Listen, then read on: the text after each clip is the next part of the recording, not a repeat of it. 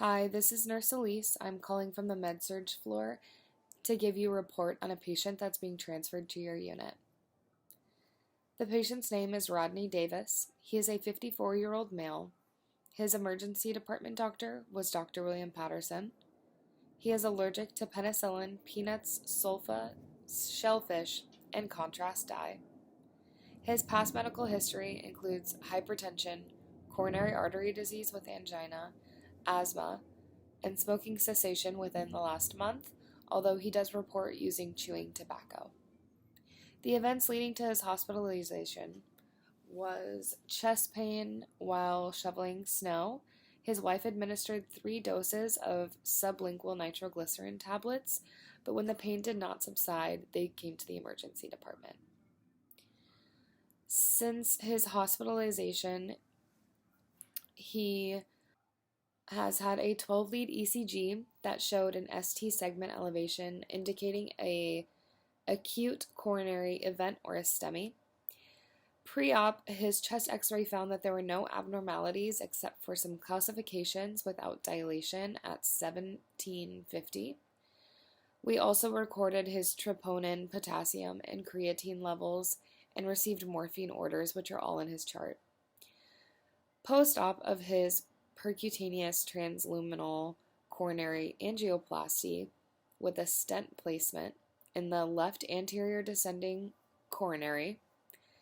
The vascular closure device used after the line's removed is in the right femoral puncture site.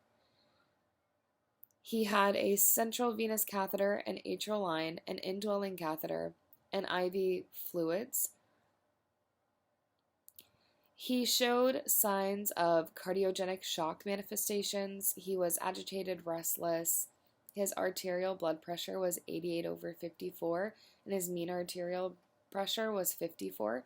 He was given doses of epinephrine, norepinephrine, and Benadryl. His CBC is showing signs of slight iron deficient anemia, most likely related to a surgical site bleed earlier today, and his serum electrolytes are normal. When his surgical site was bleeding, there was a 12.7 centimeter area of blood on the bed sheet and a 7.62 centimeter hematoma around the puncture site in the groin. His neuro assessment was restless and agitated until the cardiogenic shock manifestations were under control. He is now alert and oriented ×4. His puncture site is now clean, dry, and intact, although his skin has been found to be cold and clammy. His vital signs were taken at 1900 hours today. His blood pressure was 124/72, heart rate 68, respirations 12, temperature was 98.4, and his O2 is at 98%. With 2 liters of oxygen via nasal cannula, and his ECG is sinus rhythm. His diet is a normal diet with the following recommendations: low sodium, low fat, high fiber, and increase to 4 servings of fruit and vegetables every day. His respirations are clear to sound. His I&Os are recorded in his chart. He's reporting no pain or nausea. And his GFR is about 48 milliliters per hour. So my recommendations, the assessment finding that should be followed up with is Mr. Davis might be experiencing an adverse effect of decreased urinary output due to the vasoconstrictive effects on the renal arteries and hypoperfusion of the kidneys from the norepinephrine doses.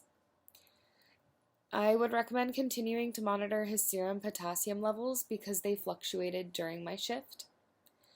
And for the next shift, he has scheduled medications of normal saline flushes and bolus. He also has orders for lisinopril, aspirin, clopidogrel, epinephrine, and a potassium supplement. His PRN medications are morphine, naloxone, albuterol, diphenhydramine, and titrating oxygen and epinephrine. Labs were sent out for troponin, potassium, and ABGs during my shift and will probably be ready during yours. He has orders to discontinue norepinephrine, the atrial line, the indwelling catheter, and oxygen.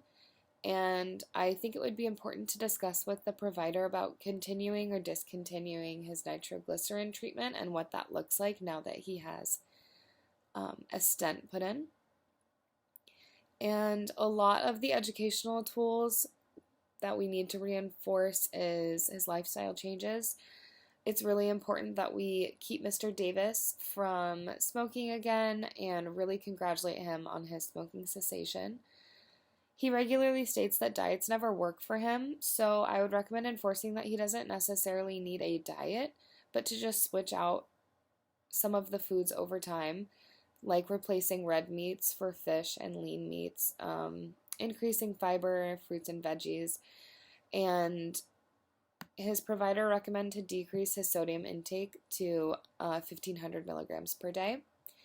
His provider also said that he can resume sexual activity when he can climb 2 flights of stairs or walk a block without shortness of breath.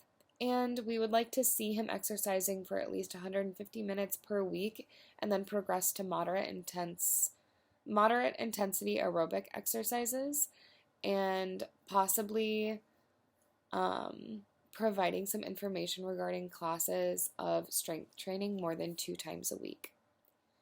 Do you have any questions?